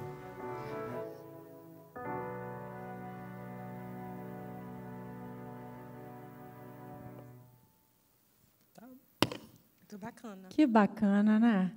É muito bonito você dizer que você quer eternizar por meio da sua marca o que você vê no mundo, né? A roupa é a nossa interpretação, é a nossa identidade, assim como essa identidade que a gente está falando nesse evento, e que a identidade, quando a gente evidencia e proporciona a diversidade, a gente consegue essa conquista de sermos quem somos e deixar que o outro, promover que o outro também possa ser quem é. E isso faz parte dessa lógica dessa economia, né? Quando a gente vê esse vídeo, e aí eu gostaria de saber um pouco mais de vocês, e aí eu vou direcionar aqui para o Lucas, só porque o vídeo mexeu a gente nesse sentido. Você mostra muito essa sua relação com a natureza, né? Se a gente for parar para observar os nossos povos tradicionais, eles já têm essa relação de vida com a natureza há muito tempo que a gente meio que desaprendeu, né? Porque a gente começou a industrialização, a gente começou a achar que se afastar da natureza era o caminho do progresso. E aí a gente volta agora para falar de economia circular, que é justamente esse encontro do homem, de novo, né, dessa relação com a natureza. Como que você percebe esse processo? Como que ele acontece, por exemplo, com seus fornecedores? Você sente isso? Como que uma empresa que quer desenvolver economia circular, ela vai encontrar um fornecedor que também queira? Isso é um grande desafio, porque quando a gente construiu a empresa, foi pensando na larga escala, porque se não tiver uma viabilidade econômica de crescimento, menos pessoas a gente reeduca sobre esses processos, mas, ao mesmo tempo, a gente está trabalhando com muitos fornecedores terceirizados que estão condicionados a trabalhar dentro da metodologia convencional, né? E uma das coisas que a gente aprendeu foi através de nós mesmos, entendendo os impactos das matérias-primas e optando por usar somente orgânico, reciclado, biodegradável, que tem um fornecimento muito menor de opções para a gente trabalhar, né? Então, diferente de uma marca tradicional, a gente não desenha um produto para depois ver qual material vai se adequar. A gente faz o processo inverso. A gente primeiro entende o que tem disponível de baixo impacto e desenha o produto a partir disso. É mais ou menos como a natureza trabalha, né? Primeiro entendendo o que existe recurso natural ali, para depois se desenvolver e crescer a partir disso. Marisa, no caso de vocês que desenvolvem projetos com diferentes comunidades, organizações, eu sei que vocês já fizeram, sei lá, desde 2017 ou até antes, vocês já faziam projetos com as bolsas reutilizadas, né? Enfim, como que você percebe como que as comunidades aceitam esse tipo de projeto? Como que funciona com a Enel levar ou então aprender, né, nesses espaços, essa forma de fazer economia circular? Eu acredito que a gente aprende mais do que ensina, né? O processo é sempre ao contrário. Eu lembro que a gente, né, assim, a nossa operação trabalha com uniformes, né, com aquelas faixas refletivas, e a gente fechou um projeto em 2017 com Mulheres do Salgueiro, que vai estar aqui expondo. E ela apresentou para a gente, olha, a gente vai fazer um desfile com moda autoral para ser apresentado no Fórum de Lideranças Comunitárias, que a gente tem todo ano, e a gente vai fechar uma coleção para vocês. A gente, uma coleção com os insumos dos uniformes, e foi feito isso. Tá? Foi feita uma apresentação de recriação de todos os uniformes da nossa operação, e aí eu digo, operação de campo, linha de frente relacionada às lojas de atendimento. Então, a gente tem materiais como brim, a gente tem materiais como jeans, a gente tem as faixas refletivas, a gente tem as botas dos eletricistas, e foi criada uma coleção linda, tá? A partir desses insumos que, até então, a gente nunca tinha pensado em fazer essa ressignificação. Tá? Foi um sucesso, isso foi em 2017. A partir daí, a gente pensou, vamos pensar fora da caixa, a partir dos insumos que faz parte da nossa cadeia de produção, né, digamos assim, e a gente começou a pensar em novos produtos, em novas entradas. A partir dessa coleção, a gente fez um trabalho, durante a pandemia, de transformação dos uniformes em cobertores, que foram doados para abrigos e instituições sociais e famílias vulneráveis. Tá? Aquele uniforme de brim, a gente criou todo o forro por baixo e foi doado aí no período de pandemia. Esse trabalho foi feito pelas egressas do Sistema Penitenciário de Goiás, né, porque é uma distribuidora nossa, e o trabalho lá é latente, né, com as egressas e as detentas, e foi um grande sucesso. Isso já faz parte do nosso contrato, tá? As empresas parceiras, elas nos procuram para doar esse material, que até então seria incinerado, com um custo altíssimo de incineração, e hoje a gente faz essa doação e reporta todo esse material para os nossos grupos produtivos recriarem aí novos produtos com valor agregado, com histórias para serem contadas aí. Então, assim, eu acredito que esse seja o caminho, tá? E, como vocês podem perceber, ela trouxe aqui para a gente alguns elementos de como essa ação ela mexeu com várias outras, né? Mexeu com a questão social, porque tem toda uma relação de produção com mulheres, de mulheres egressas presidiárias, ex-presidiárias, né? Você tem aí uma questão com o meio ambiente, né, no sentido que você ia ter uma emissão de carbono muito maior com a incineração e você deixa de incinerar. Então, a gente precisa perceber esse movimento da economia circular exatamente como um movimento de preservação, não só da natureza, mas de todas as relações que tem aqui na Terra, né, entre nós, principalmente. O Lucas estava comentando comigo também que está aí com uma linha focada para o mercado corporativo, né? Acho que é válido você dizer para a gente como que funciona e o impacto disso também, né? Só voltando um pouquinho nesse tema que vocês estavam trocando, a cadeia da moda é talvez a maior indústria do mundo, né? Envolvem muitos processos, desde o plantio na agricultura até o algodão virar fio, entrar a tecelagem, toda a logística de produção que gera emissão de carbono, e mais o descarte desse produto, né? E a gente tem que pensar um pouco em todo esse ciclo e quanto cada material, de fato, impacta no meio ambiente e na sociedade onde ele está envolvido, né? Então, quando a gente fala de sustentabilidade, a gente fala da parte cultural. Posicionam como se fossem 3 pilares, mas eu considero o cultural um 4º pilar também.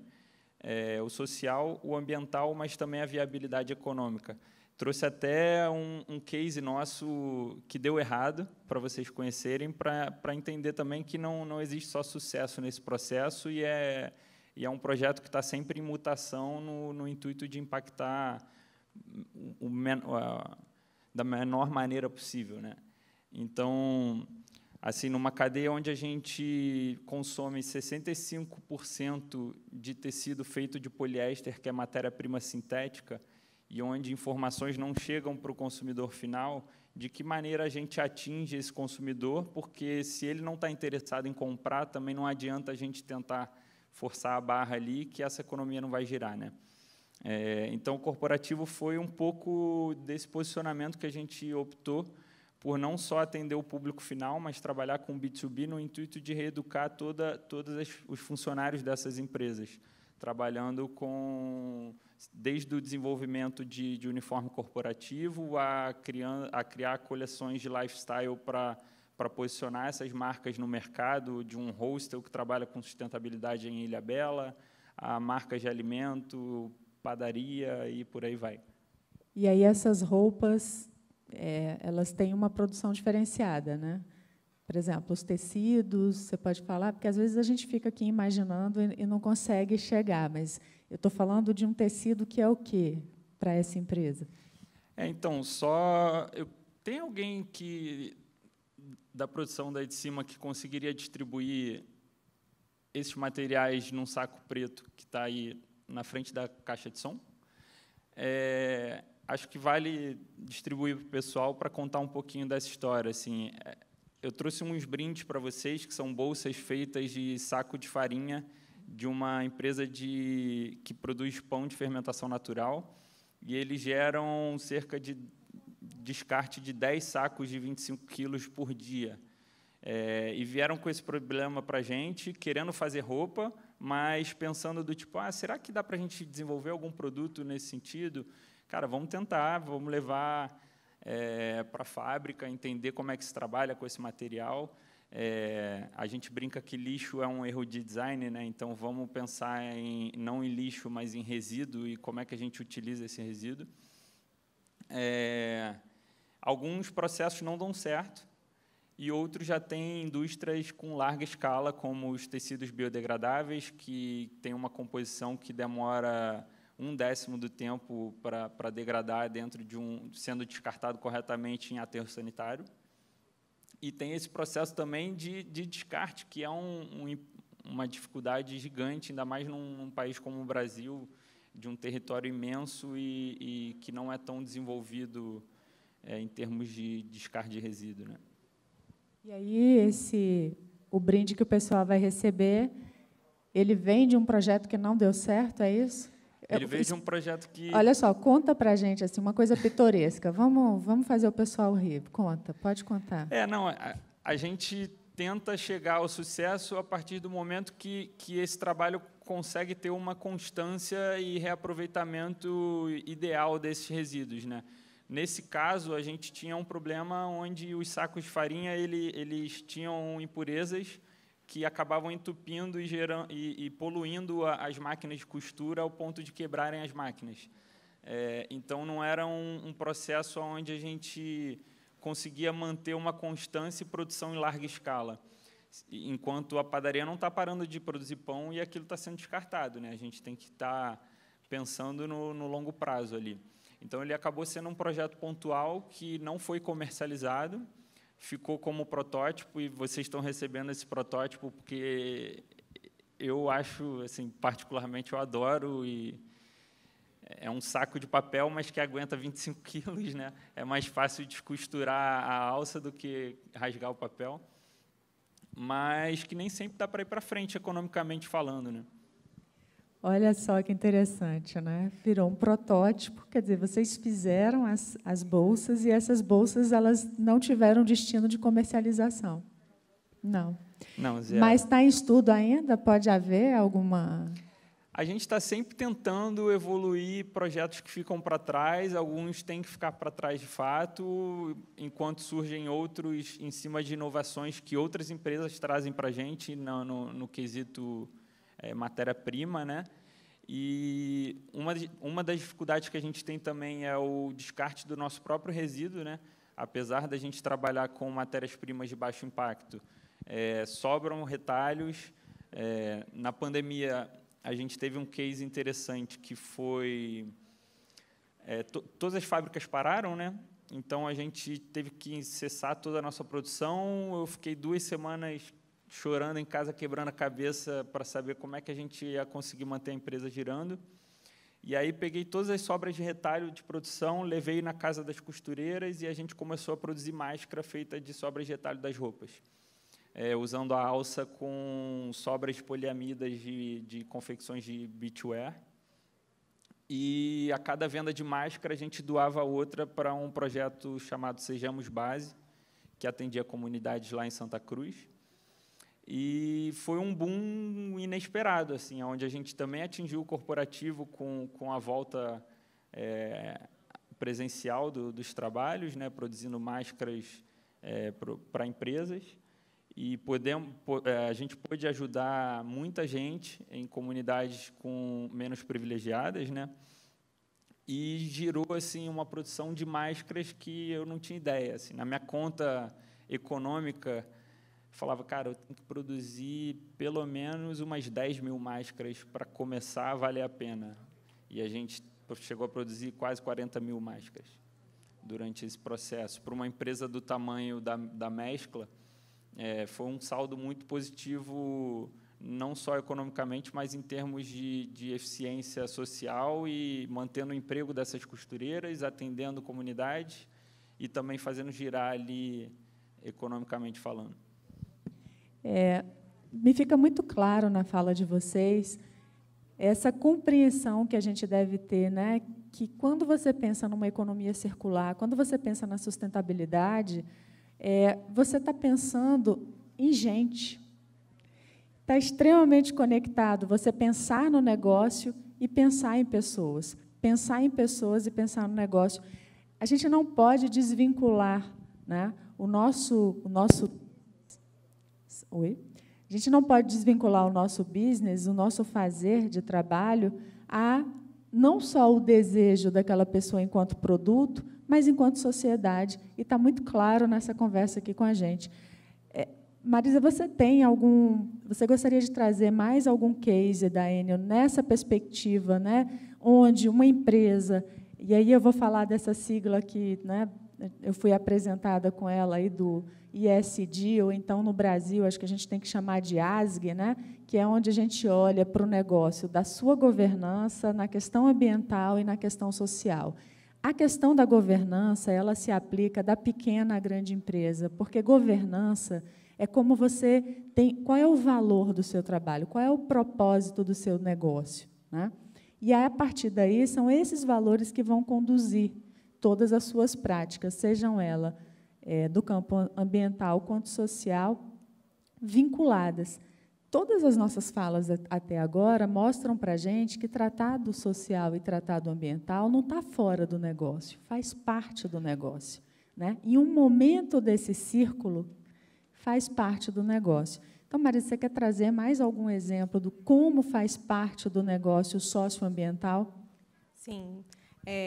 Teria vários cases aqui para estar trazendo para vocês, mas o nosso último, né, o mais recente, a gente sabe que as nossas linhas, né, as nossas redes de distribuição, elas causam impacto, né? No Brasil, as nossas redes de distribuição elas são aéreas, né, que causam impacto mesmo ambiental.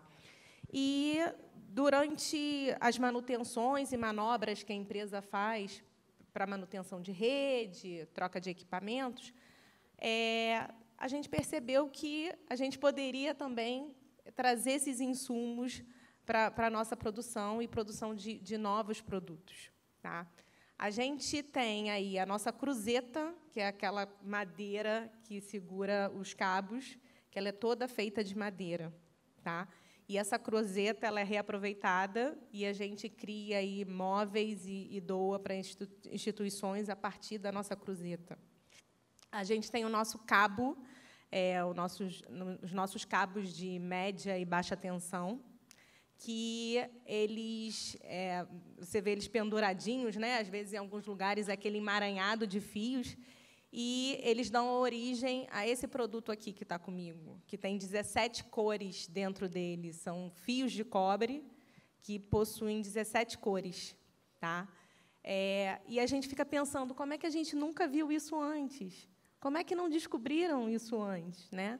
A gente tem aí as nossas bobinas, onde vêm os nossos cabos. Tá? Toda vez que a gente compra cabo, ele vem naquela bobina enorme. E todo esse material é retransformado hoje, né? A gente ressignifica ele, e aí a gente fala de criações criativas e inovadoras, e a gente transforma esse material em instrumentos musicais, em novos materiais para serem doados, faz parte aí do nosso processo de aquisição de produtos também na empresa. Então, assim, são todos esses processos que são novos, que sempre fizeram parte da nossa cadeia, que nós nunca tínhamos observados e hoje faz parte do negócio e gera valor e gera renda para os grupos empreendedores em que a gente apoia. Tá? E isso não é só no Rio, tá? A gente trabalha aí, a gente tem as 4 distribuidoras, Ceará, São Paulo, Goiás. Temos aí a parte toda de geração, que trabalha com as nossas plantas eólicas, e todo mundo tem esse olhar desses insumos que podem ser transformados em novos produtos. Muito bom. A gente está chegando aí nos 5 minutos finais, e falando de moda, e falando de sustentabilidade, falando que do berço ao berço, né? Como que a gente traz, como que a gente pensa o que vai ser produzido, para onde vai, como vai, o impacto que vai causar. O que, Lucas, você deixa de recomendação, de reflexão para quem é do segmento de moda e que pensa que, por exemplo, é caro, né? A sustentabilidade é cara, isso não dá certo, isso gera mais custo. Deixa aí a sua mensagem para quem está ouvindo a gente e inspira. Vamos lá, que a gente precisa inspirar. Bom, a primeira coisa que eu ia falar é que a sustentabilidade ela não tem mais aquela cara de artesanato. Ela é palpável, de ser escalável e ser uma concorrência do mercado convencional. Ter esse diferencial de posicionamento, mas ter um real impacto sobre o mundo que a gente está vivendo, e preços competitivos. E queria recomendar um livro, um filme e um perfil para vocês seguirem. Peraí. Agora eu vou fazer igual Marília Gabriela, então você também vai ter que deixar uma frase, tá bom? O filme que eu iria recomendar é o The True Cost, vocês acham no YouTube. O perfil para vocês seguirem é de um movimento mundial sobre moda e sustentabilidade, que é o Fashion Revolution. Sigam o Fashion Revolution Brasil, que tem um conteúdo mais direcionado para a gente. E o livro é o Cradle to Cradle, que você citou há pouco, que fala muito sobre essa questão do berço ao berço, né? A gente parar de pensar que um produto tenha que ter uma data de validade para se tornar obsoleto, para a gente gerar mais produtos, para gerar mais renda para a gente, para as empresas e por aí vai. Que é possível pensar num ciclo completo de resíduo, para ele ser degradado e gerar novos produtos a partir disso. E a frase? Aí você me pegou. Pode pensar. Marisa, tem uma mensagem que você também queria deixar. Eu sei que você não é do segmento, mas eu queria dizer que uma organização do porte da Enel, ela atua em diferentes segmentos, né? E esse evento é um exemplo disso. Então, por favor, deixa aí também para a gente esse incentivo e essa fala em relação à importância da sustentabilidade para os negócios. Pegando um pouquinho da fala do Lucas, onde ele disse que a sustentabilidade, os produtos sustentáveis não são mais artesanatos, e é a pura verdade. Os consumidores eles querem produtos que dialoguem com eles, né? Que tenham histórias, né? A gente está sempre buscando produtos que tenham histórias por trás daquele produto, que seja uma referência para mim, que tenha um engajamento com aquilo que eu pense. Para finalizar, assim, eu não com uma frase, mas a gente tem um vídeo aí que eu acho que ele culmina aí com tudo que a gente conversou, o posicionamento da Enel, não só no evento, mas no que ela realiza aí no dia a dia com as nossas comunidades.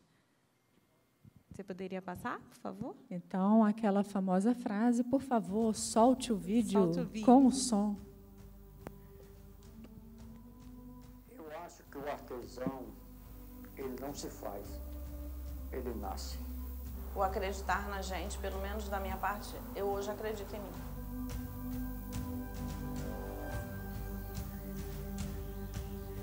Essa sacola foi feita de banner, um banner reutilizado, né? E eu usei nesse processo, além do banner, os fios, né, de energia. É uma sacola forte, né? E a gente está aí no reaproveitamento, na reciclagem das sacolinhas nos supermercados, aí é uma opção. Esses cadernos são feitos com forração com o uniforme dos eletricistas da Enel. Quando a pessoa acaba o miolo, se ela quiser, ela pode nos encomendar um outro refil, a gente troca e a capa continua sendo reaproveitada, que vem o lance da economia circular, né? O produto continuar circulando por aí sem ir para o lixo.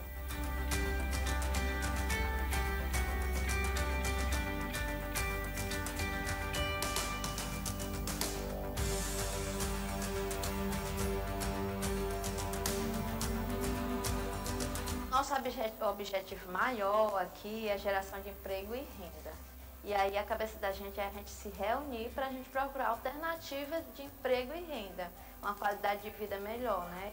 E a gente também tem um objetivo aqui de a gente ajudar outras pessoas. Antes da associação eu vi o quê? Vivia muito endividada, eu vivia na miséria realmente. E depois daí que eu entrei na associação, eu vi que eu podia. Eu não precisava de ninguém, precisava somente, primeiramente, de Deus, depois eu vi que eu era capaz.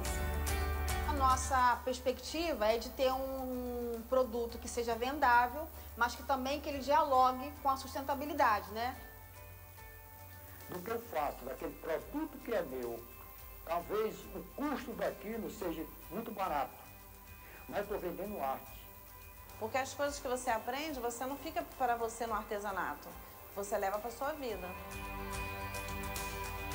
E aí a gente está num território que é muito tenso, várias formas de violência são vividas por essas mulheres o tempo todo. Trabalhar as questões psicológicas disso também tem sido um fator de um grande desafio que a gente vive. Aqui eu ganho um abraço, aqui eu ganho um beijo, sabe? Aqui eu ganho amor e eu sou ser humano. Eu fui agraciada por Deus com dom. E eu quero dividir isso com as pessoas.